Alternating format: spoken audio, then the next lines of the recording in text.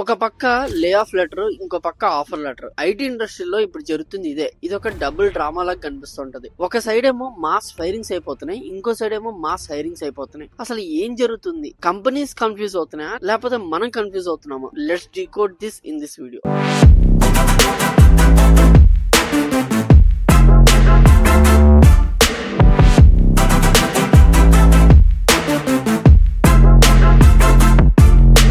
Recent గా మన office కి ఒక స్టూడెంట్ వచ్చాడనమాట, రవి అని చెప్పేసి. తనకి 5 years ఎక్స్పీరియన్స్ ఉంది ప్రొడక్ట్ వైజ్ కంపెనీలో. తను ఆ కంపెనీలో వర్క్ చేస్తుంటే ఒక ఫ్రైడే రోజు తనకి హెచ్ఆర్ కాల్ చేసి you have been laid of, రేపటి నుంచి ఆఫీస్ కి రావక్కర్లేదు అని చెప్పేసింది. తనైతే ఆ కంపెనీ నుంచి వెళ్ళిపోయాడు. కానీ విత్ ఇన్ ఫ్యూ డేస్ తను 2 months back 3 months back refer చేసిన ఒక పర్సన్ కి అదే కంపెనీలో 100% హైక్ తో జాయిన్ చేసుకున్నారు అనమాట. అప్పుడు రవికి ఒక డౌట్ వచ్చింది, అసలు ఏం జరుగుతుంది? నన్ను తీసేయడం ఏంటి, ఇంకొకరిని ఇంకా 100% హైక్ ఇచ్చి హైర్ చేసుకోవడం ఏంటి, అసలు ఏం జరుగుతుంది డౌట్ వచ్చింది. సో సేమ్ తనలాగే చాలా మంది ఉన్నారనమాట. సో ఇక్కడ ఏం జరుగుతుందంటే, ఇండస్ట్రీలో 3 types ఆఫ్ కంపెనీస్ ఉంటాయి బేసిక్ గా. సో ఫస్ట్ వచ్చేసి ప్రొడక్ట్ బేస్ కంపెనీ. ఒకవేళ క్లయింట్స్ ప్రాజెక్ట్స్ ని క్యాన్సిల్ చేసినా ఆర్ ప్రాజెక్ట్స్ ని డిలే అవుతున్నా, ఈ కంపెనీస్ వాళ్ళ పాకెట్స్ నుంచి శాలరీస్ అయితే ఇవ్వవు. క్లయింట్ నుంచి వచ్చే మనీ మాత్రమే మీకు శాలరీస్ లా ఇస్తారనమాట. సో ఎప్పుడైతే క్లయింట్స్ నుంచి ఆ డబ్బులు రావడం అనేది ఆగిపోతుందో, వాళ్ళు లే ఆఫ్స్ అనేవి చేసేస్తారు. క్లయింట్స్ కొత్త ప్రాజెక్ట్స్ అప్రూవ్ చేస్తే సడన్ గా హైరింగ్ చేస్తుంటారు. డిమాండ్ ఉంటే హైర్ చేసుకుంటారు, లేకపోతే ఫైర్ చేసేస్తారు.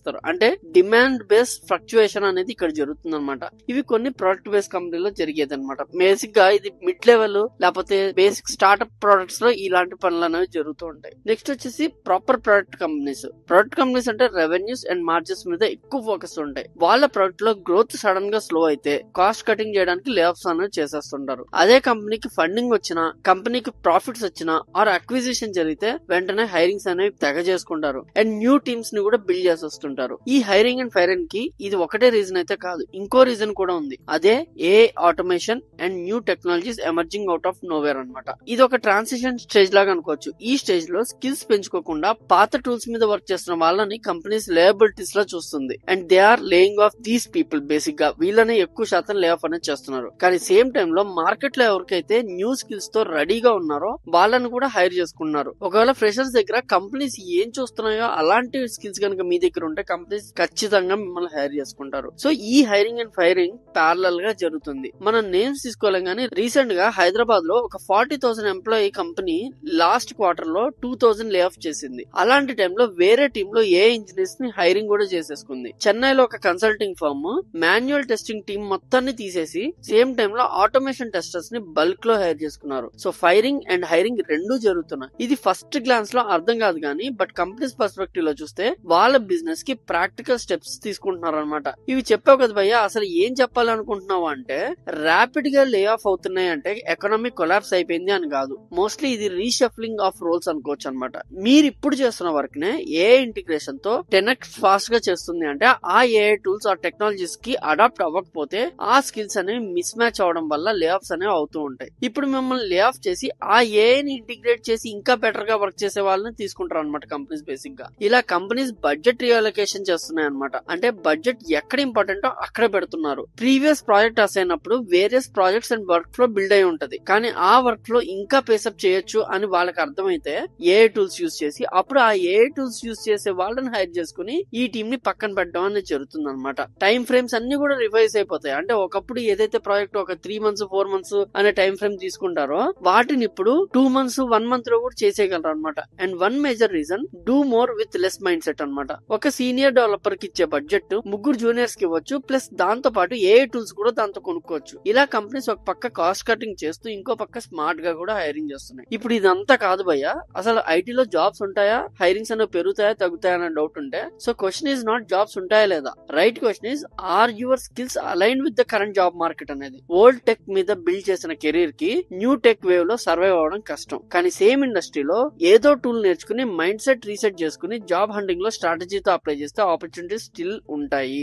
మాస్ ఫైరింగ్ చూస్తే పానిక్ అవుతాం, బేసిక్ గా అది అందరు జరిగేదే. మాస్ హైరింగ్ చూస్తే ఓవర్ కాన్ఫిడెన్స్ వస్తుంది. బట్ రియాలిటీ ఏంటంటే ఐటీ ఇండస్ట్రీలో జాబ్స్ తగ్గిపోవట్లేదు, షిఫ్ట్ అవుతున్నాయి. ఈ షిఫ్ట్ సర్వైవ్ అవ్వాలంటే అప్డేట్ అయ్యి అప్గ్రేడ్ అవ్వాల్సిందే. ఒకసారి మళ్ళీ ఇందాక చెప్పిందంతా రీక్యాప్ చేయాలంటే, up skill in demand areas, understand company goals, be ready for transition. Recent గా ఒక ఎగ్జాంపుల్ కూడా మీకు చెప్తాను. ఇది నా క్లోజ్ ఫ్రెండ్ అనమాట. బేసిక్ గా తను ఇన్ఫోసిస్ లో వర్క్ చేస్తున్నాడు. ఇన్ఫోసిస్ లో ఏం జరుగుతుందంటే ఏఐ అనేది ఆటోమేట్ చేస్తున్నారు, ఎక్కడెక్కడ ఏఐ వాడాలని చెప్పేసి. ఇప్పుడు ఫర్ ఎగ్జాంపుల్ చెప్తుంది ఏంటంటే, ఒక క్లయింట్ ఒక ప్రాజెక్ట్ ఇచ్చారనుకోండి, సేమ్ ప్రాజెక్ట్ మీద టాప్ ఏఐ ఎంప్లాయీస్ ఎవరైతే వాళ్ళ దగ్గర ఉంటారో వాళ్ళతో ఏఐ టూల్స్ యూజ్ చేసి ఆ ప్రాజెక్ట్ ని బిల్డ్ చేపిస్తున్నారు. ఫర్ ఎగ్జాంపుల్ ఇంకా క్లియర్ గా చెప్పాలంటే, ఒక వెబ్సైట్ బిల్డ్ చేయాలనుకోండి, ఆ వెబ్సైట్ ని కన్వెన్షనల్ గా కోడ్ రాస్తూ బిల్డ్ చేయించే ఒక టీమ్ ని ఆల్రెడీ డిప్లాయ్ చేస్తున్నారు. At the same time same website ని ఏఐ ఆటోమేషన్ టూల్స్ యూజ్ చేసి చేసే టీమ్ ని కూడా డిప్లాయ్ చేస్తున్నారు. సో ఎవరు బెటర్ గా పర్ఫార్మ్ చేస్తే ఆ వెబ్సైట్ ని తీసుకెళ్లి క్లయింట్ కి ఇస్తున్నారు. సో ఆబ్వియస్ గా ఏంటంటే, ఏఐ టూల్స్ ఎలా ఫంక్షన్ అవుతాయి, ఎంత టీం కావాలి అనేది కంపెనీస్ ప్రజెంట్ అనలైజ్ చేసుకుంటున్నాయి. ఒకవేళ ఆ అనలైజేషన్ అయిపోయిన స్టేజ్ లోనే వాళ్ళు ఏం చేస్తున్నారంటే, ఈ కంప్లీట్ కన్వెన్షనల్ వేలో చేసే వాళ్ళని తీసేయడం అనేది, ఏఐ టూల్స్ యూజ్ చేసి వాళ్ళ కన్వెన్షనల్ వేలో అంటే కోడ్ యూజ్ చేస్తారు, బట్ ఏఐ టూల్స్ యూజ్ చేసి ఇంకా ఫాస్ట్ గా చేసే టీమ్ ని పర్మనెంట్ గా ఉంచుకుంటున్నారు అనమాట. సో బేసిక్ గా ఇన్ఫోసిస్ లో అయితే ఇది జరిగిందని అయితే వన్ ఆఫ్ ద టీమ్ లో నేనైతే ఇది చెప్పగలను, ఎందుకంటే నా ఫ్రెండ్ ఉన్నాడు కాబట్టి. అండ్ రీసెంట్ టీసీఎస్ లే ఆఫ్స్ కి డిఫరెంట్ రీజన్స్ ఉన్నాయి. బేసిక్ గా ఇంకొక బిజినెస్ పర్స్పెక్షన్ లో కూడా మనం చూడాలి. కంపెనీస్ ఏం చేస్తాయంటే, ఇప్పుడు టీసీఎస్ గానీ, ఇన్ఫోసిస్ గానీ, విప్రో గానీ, ఏ కంపెనీ అయినా తీసుకోండి, it is a company with lot of stake holders. వాళ్ళ దగ్గర ఒక 10 మంది 100 మంది స్టేక్ హోల్డర్స్ ఉంటారు, ఆ కంపెనీ షేర్ హోల్డర్స్ ఉంటారు. సో ఆ షేర్ హోల్డర్స్ ఎప్పుడైనా కూడా ఏం ఆలోచిస్తారంటే, ఆ కంపెనీ లాభాలు ఉన్నాయా లేదా అనేది చూస్తారు. అండ్ వాళ్ళందరూ కూడా స్టాక్ మార్కెట్ లో పెడతారు. స్టాక్ మార్కెట్ లో ఆ కంపెనీకి మంచిగా డబ్బులు రావాలి అన్న, కంపెనీ మీద రెస్పెక్ట్ పెరగాలి అన్న, ఆబ్వియస్ గా ప్రాఫిట్స్ అన్నా పెరగాలి. సో ప్రాఫిట్స్ పెరగడానికి ఏం చేస్తారంటే,